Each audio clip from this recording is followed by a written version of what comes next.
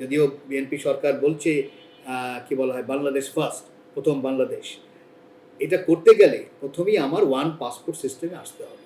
আমি যদি একটা দেশের সাথে যদি আমি সম্পর্ক করি তাহলে তো আমি রীতিমতো আমার ঝামেলা তৈরি করছি, কারণ অন্যগুলা হয় খেপে যাবে, নাহলে তারা উৎসাহ হারিয়ে বাংলাদেশ থেকে চলে যাবে, তাই তো?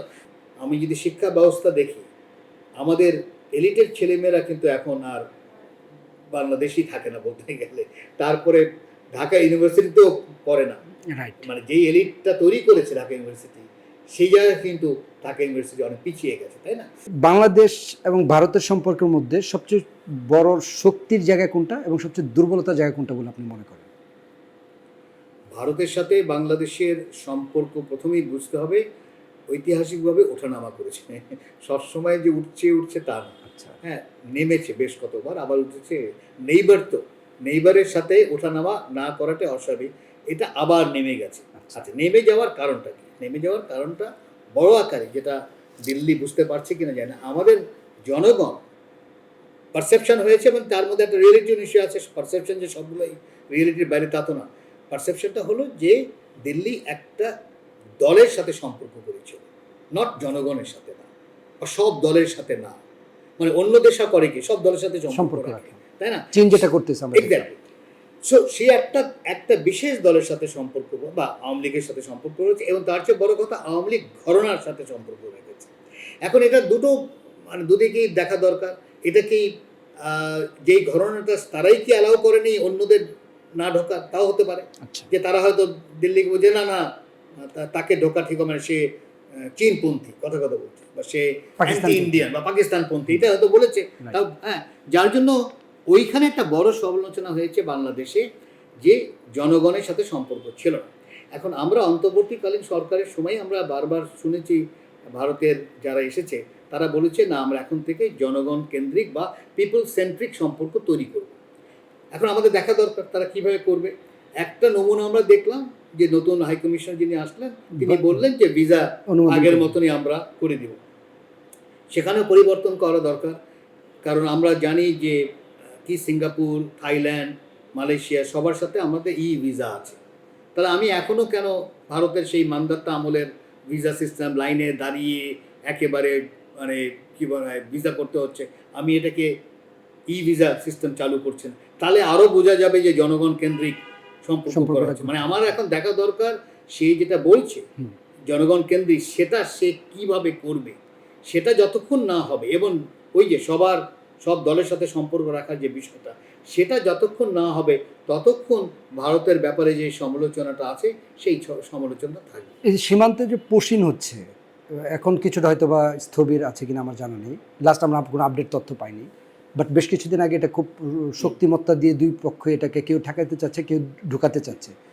এটার কোন দিকে যেতে পারে, বা এটা কি আরো বাড়বে কিনা, বা এটা কি সম্পর্কের প্যারামিটার কিনা? গুড। এটা বেড়েছিল এই কারণে যেহেতু আমরা দেখেছি পশ্চিমবঙ্গে বিজেপি ক্ষমতায় এসেছে, এবং ক্ষমতায় যাওয়ার একটা বড় তার কি বলা নির্বাচনের ইশতেহারে যেটা ছিল সেটা হলো এই কি বলা যারা অবৈধ বাংলাদেশি ফেরত পাঠানো, তাই তো? তো এখন ক্ষমতায় আসার পরে স্বাভাবিকভাবে তাকে দেখাতে হবে আমি এটা কিছু করছি, তার মানে আই ওয়াশ সে করেছে, হয়তো চেষ্টা করেছে ইত্যাদি। তবে আমি মনে করি দিল্লি সরকার স্বাভাবিকভাবে এটাকে বাড়তে দিবে না, বাড়ার কথা না, কারণ এটা অনেকটা নিজের ফুটে মানে রীতিমতো মানে শ্যুট করা। কারণ হচ্ছে যে ভারতেরও তো প্রচুর জনগণ বাইরের দেশে আছে, তাই না? তো সে ওই জায়গায়, কারণ জিনিসটা হলো যে আইনত জিনিসটা তো করতে হবে। কাউকে যদি আমি ফেরত পাঠাই, আমি রাতের অন্ধকারে বর্ডারে ছেড়ে দিলাম, এটা তো ভারতের সংবিধানও বলে না, ভারতের যে হিউম্যান রাইটস প্রিন্সিপাল তাকেও বলে না। তো যেটা করেছিল সেটা একেবারে আনলফুল এবং ইললিগাল। তো সে ভালো করেই জানে যে এইভাবে যদি করে তাহলে অন্য দেশও রীতিমতো ভারতের একেবারে এয়ারপোর্টে ছেড়ে দিবে, হ্যাঁ, কোনো প্রসেসে যাবে না। তো সেই জায়গায় আমার মনে হয় ভারতও বুঝতে পেরেছে যে এটা নিয়ে বাড়াবাড়ি করার কারণ এটা আপাতত কেন খবর আসছে না এটা এটা দেখা দরকার। তবে এটা দিয়ে আমি মনে করি না যে পশ্চিমবঙ্গের যে উন্নয়নের কথা বলা হচ্ছে সেই উন্নয়ন করা যাবে, কারণ এটা এইগুলো যত করবে ইনভেস্টররাও কিন্তু তত পিছিয়ে যাবে, যার জন্য আমি মনে করি যে পরিবর্তনটা তাদেরই করতে হবে। বাংলাদেশের পররাষ্ট্রনীতিতে ভারতের গুরুত্বটা কি পরিমাণ দেওয়া উচিত বলে আপনি মনে করেন? ভারতকে কি পরিমাণ গুরুত্ব আমাদের দিতে হবে? বরাবরই আমি বলে এসেছি, পররাষ্ট্রনীতি করতে গেলে দুটো পা বাংলাদেশে রাখতে হবে রীতিমতো। এবং মস্তিষ্কেও যেমন দুটো মানে মস্তিষ্ক যেমন রাখতে হবে, বাংলা মানে you have to be Bangladesh centric.